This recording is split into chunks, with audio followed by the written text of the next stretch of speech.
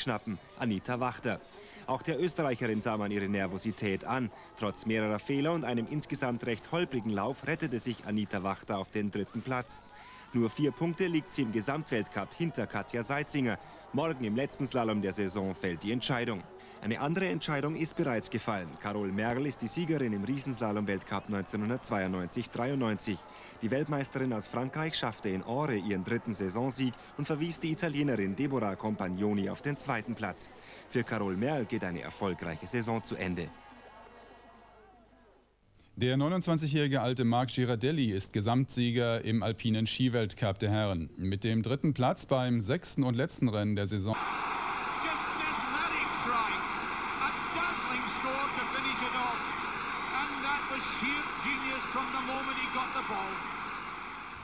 As you say, the best try. I mean, what are your memories of that as the best try? Why is that the best Well, try? I mean, I got the ball about 35 out, ran around Gavin Hastings, stepped off my right foot. Jonathan Davis is coming across, stepped off my left foot inside, and then stepped off my right foot, and I just wanted to score on the pass. Well, completely unplanned. That just happens. I mean, like, if you plan it, it's not going to work. Bar Jones, Campisi, David Campisi all the way! A great try from the leading try scorer in world rugby, David Campisi. David Campisi, World Cup champion, world record try scorer, controversial spokesman of his sport, but perhaps, above all, simply the greatest entertainer in rugby.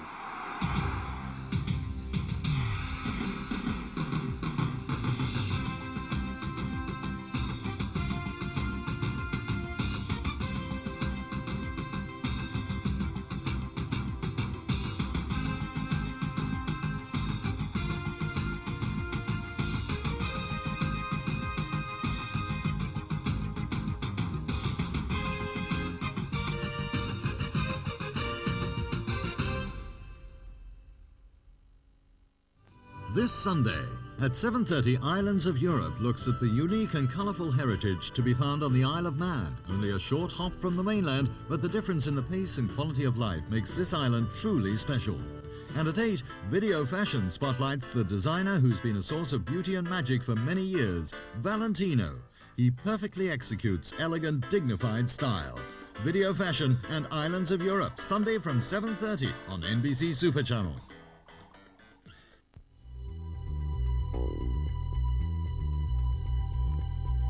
Sie sehen Super Shopping im Super Shop. Schalten Sie sich morgen und jeden Tag ein und sehen Sie eine tolle Stunde mit Home Shopping.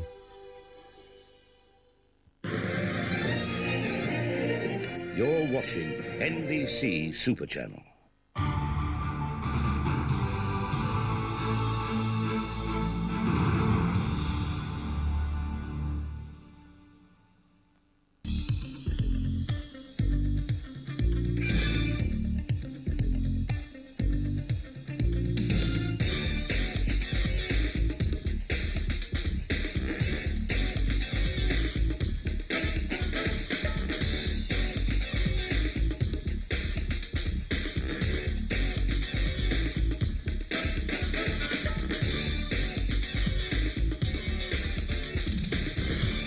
This week on Cross Culture, we visit Tahiti with Cesare Cantagalli. We have a profile on big wave surfer Richard Schmidt, a special feature on Kiwi pro windsurfer Scott Fenton, and more radical snowboard action.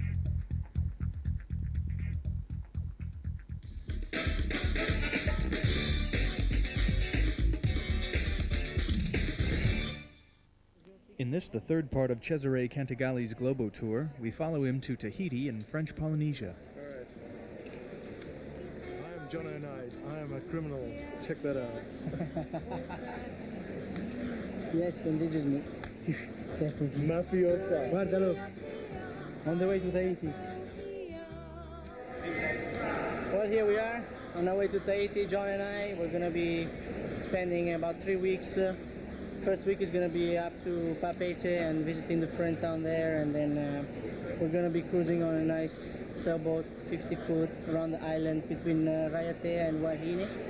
and then we're heading for Moray on the last week.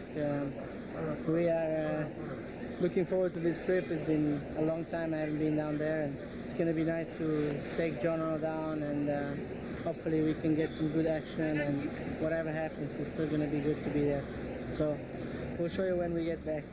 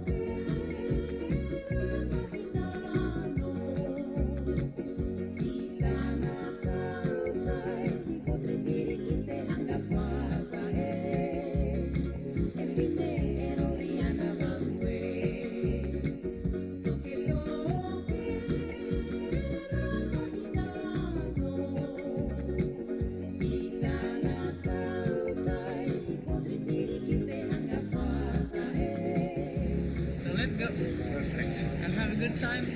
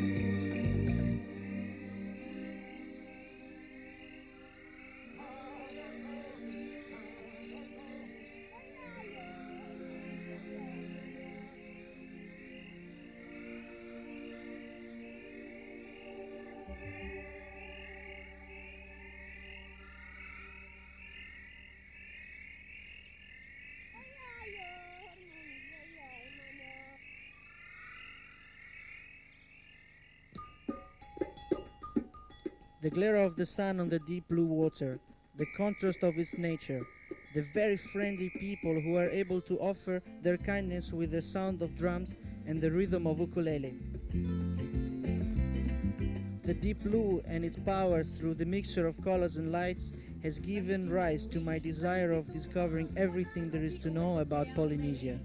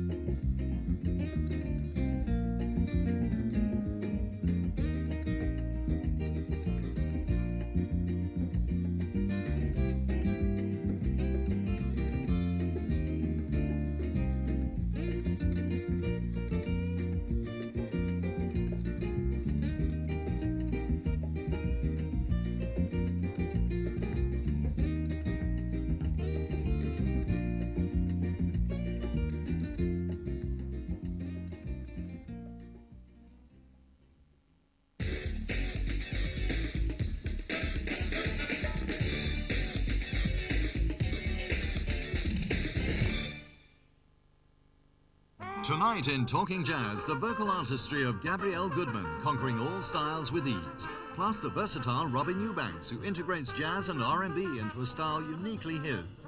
Talking Jazz, tonight at 9:30 on NBC SuperChannel. Tonight we have highlights of the NCAA Basketball Championship final between Arkansas and UCLA from the Kingdome in Seattle. The 1995 final, tonight on NBC SuperChannel. This Tuesday at 7:30 in Executive Lifestyles, we go high above the clouds to meet the president of Crossair, who made the dream of a business airline come true. And any jokes about women drivers are finally dead and buried as we join the first female captain of a 747-400 for the London-Los Angeles flight.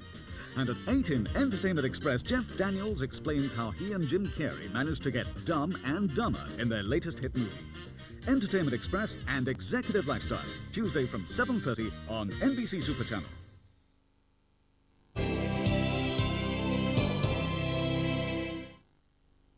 This is Carl Banks. His career has been plagued with injury after injury after injury. However, none of them were his.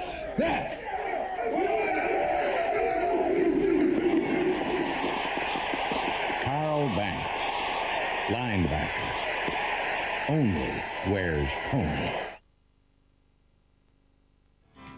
On Wednesday, the Orchard Golf and Country Club in the Philippines hosts the Johnny Walker Pro Celebrity Shootout. 12 teams combining the skill of the professionals with the enthusiasm of the celebrities compete over 9 holes in this charity event. The Johnny Walker Pro Celebrity Shootout, Wednesday 7:30 on NBC SuperChannel.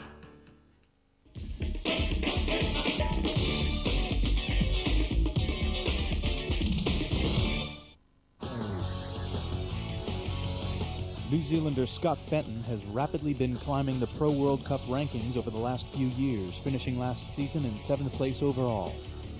We caught up with Scott in Almanar, France. I've always done everything a little bit differently. And yeah, it's a new look for me, and I was actually I was pretty damn ugly to start with, so I thought I might as well go the whole hog.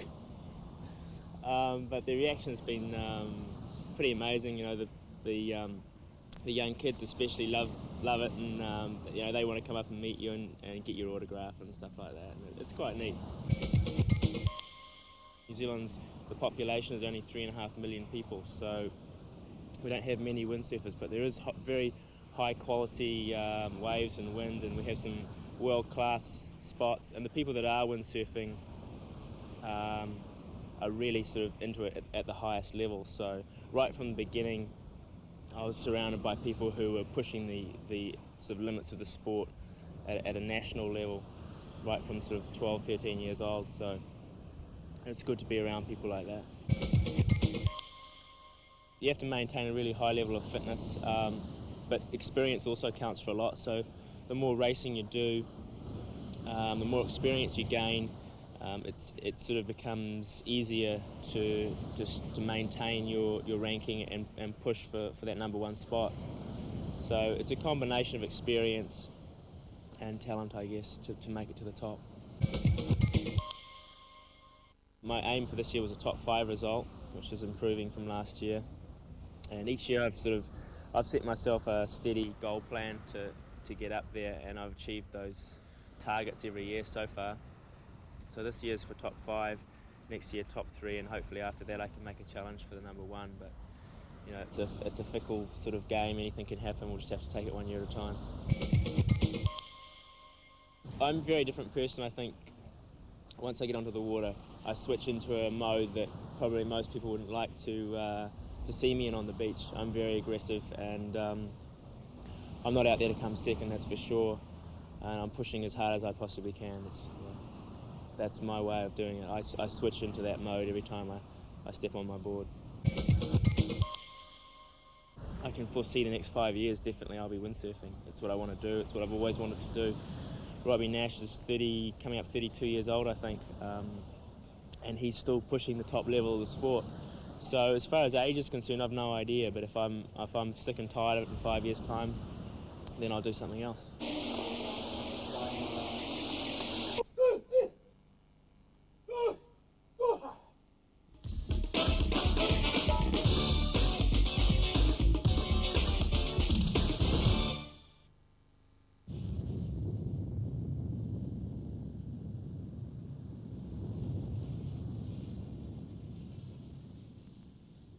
Richard Schmidt is a legend among surfers, one of a small group of surfers who have ridden the 30-foot waves of the north shore of Oahu, Hawaii.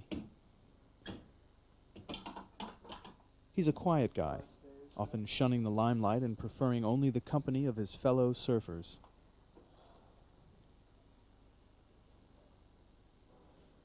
We get a unique insight into the life and thoughts of Schmidt, a man who has faced the full power of nature in pursuit of the ultimate ride on the ultimate wave.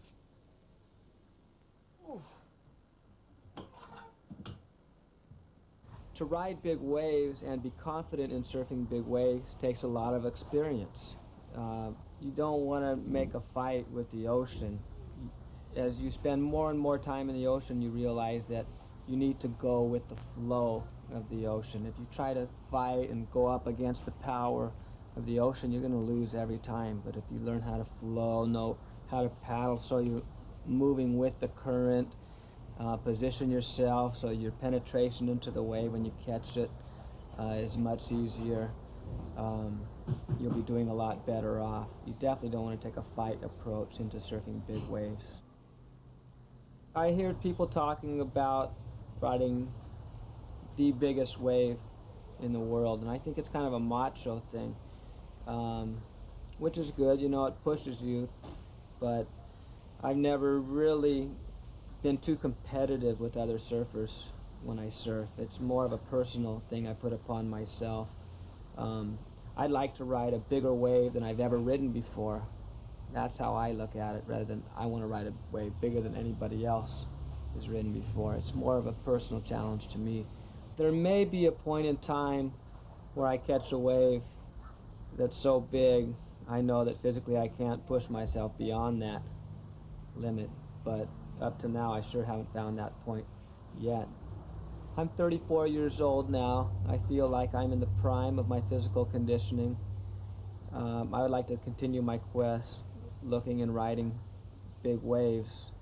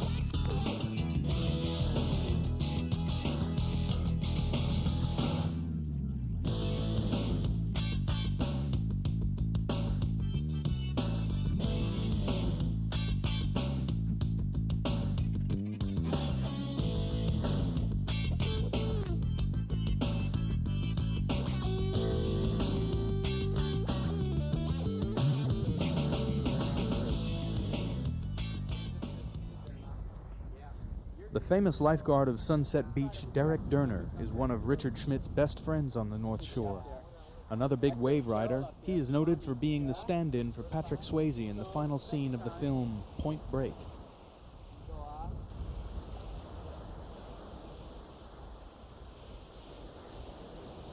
Every year, when we go through the flattest summer in the world, the waves come up and it's an adrenaline, everything starts pumping. It's like good powder. It's like your whole body, everything falls back in perspective. You start training, you start eating right, you really work out hard because it's gonna come up and you know it's gonna come up. Then when it gets real big and there's lots of big sets coming through and it's closing out, and there's about that many of us out.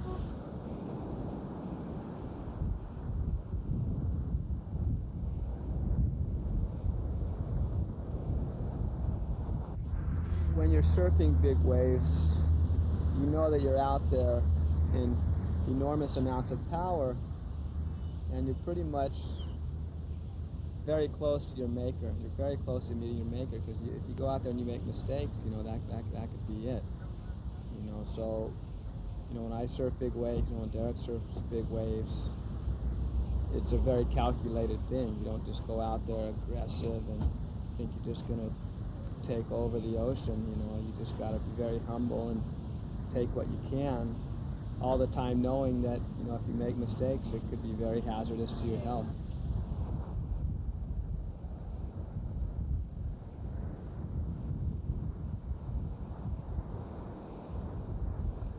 It's just like you said, you go out there and you just try not to make a mistake, and all the years and years of surfing piled together, and you're out there, and it is the peak of all surfing to be able to paddle out at Waimea and to see the sets and to see your friends going, and to watching the wipeouts, and to being able to just survive, because it's so deadly out there.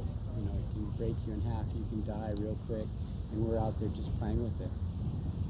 And it's kind of like you're at peace with the world. But you're close to death. Oh, absolutely. Yeah, right on the line.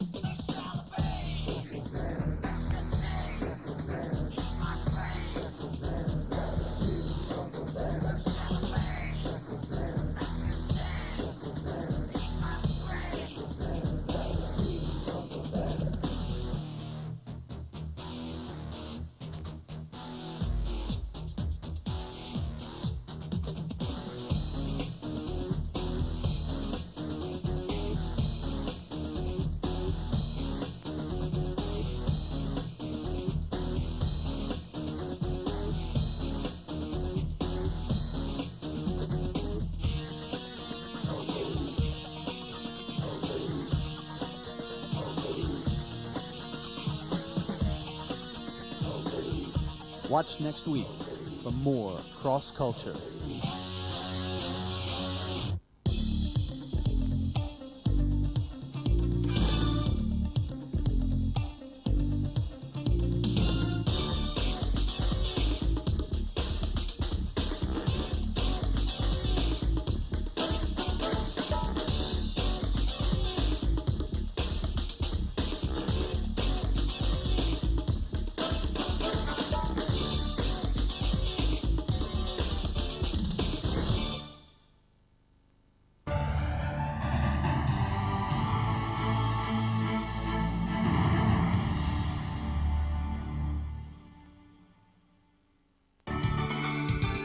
Next on NBC SuperChannel, live from London, a comprehensive roundup of the day's events in the ITN World News.